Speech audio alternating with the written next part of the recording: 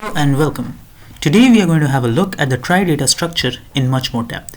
In the last video I gave you two problems which we were not able to solve very efficiently without the help of a specialized data structure. So today we are going to have a look at that data structure in more depth. So before we begin, let me give you a hint. A trie is essentially a tree, but it is slightly modified in order to make string processing much more viable.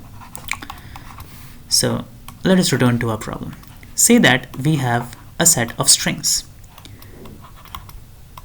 root, rotten, rat, and rover. So how is the trie built for this set of strings? That would be the question. So before we go any further, let me actually show you what the trie is going to look like for these set of strings.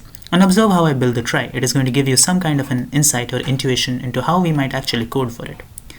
So since the trie is a tree, it contains a root node.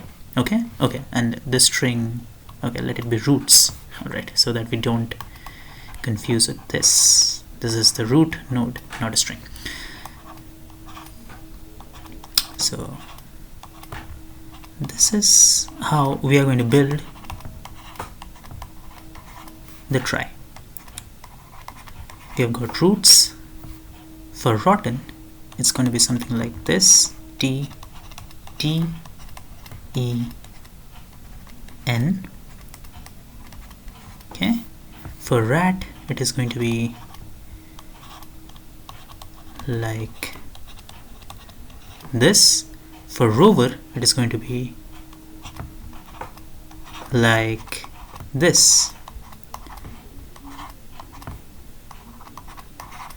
Okay, so this is our trie, and these are the nodes within the trie, and the lines are the edges, which is pretty obvious. I don't know why I said that.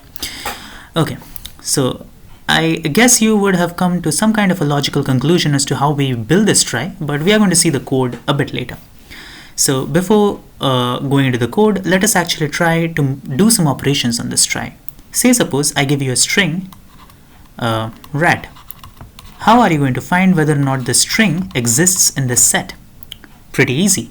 First of all, you build the trie for this set of strings, which we already have done, and then you try to find rat from within this trie. So we always begin from the root node, and we keep a pointer to the current character that we are parsing, which is r in this case. So we check whether or not the node that we are currently at has an edge which contains the value of r. That is this. So does it contain a value of r, like an edge which contains that value? Yes, it does. So we move down that edge and we go to a new node. We also increment this pointer and now check whether or not this node contains an edge which has the value of a. Yes, it does. So we move down it. Again, does this node contain an edge which has a value of t? Yes, it does. So we move to this node, and now since we have come to the end of the string, we are going to check whether or not this node contains an edge which has the value of $, with it. And as it so happens that it does contain a $, valued edge, and so we can say that rat belongs to this set. Now let me give you another string. Say suppose Robin, a player, a football player. So does this string exist in this set? So again, we are going to check whether or not the root node contains r valued edge. Yes, it does. Does it contain an o valued edge? Yes, it does. Now in this node, we need to check whether or not it has any edge which contains the value b. Does it have any edge which contains the value b? No, it does not. So we can right away say that the string Robin does not exist in this set of strings. So let me approach the other problem that I had given to you. Say suppose I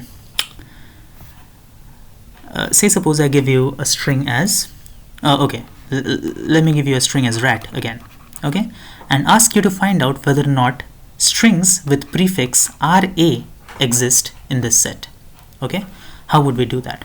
Again, we keep a pointer to r, check whether or not the root has an r edge. Yes, it does. Check whether or not this has an a edge. Yes, it does. And so we have successfully checked for the prefix ra.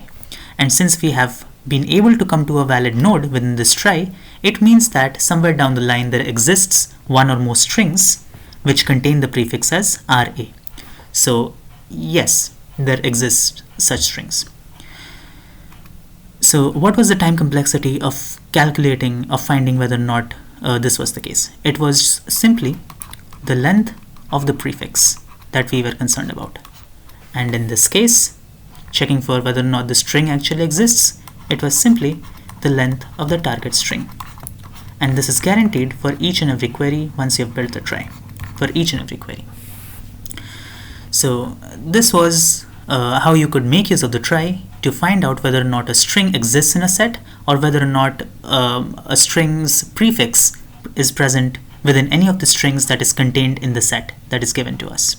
So in the later videos, we are going to see how we can actually code up the trie and what is going to be the general algorithm for building it.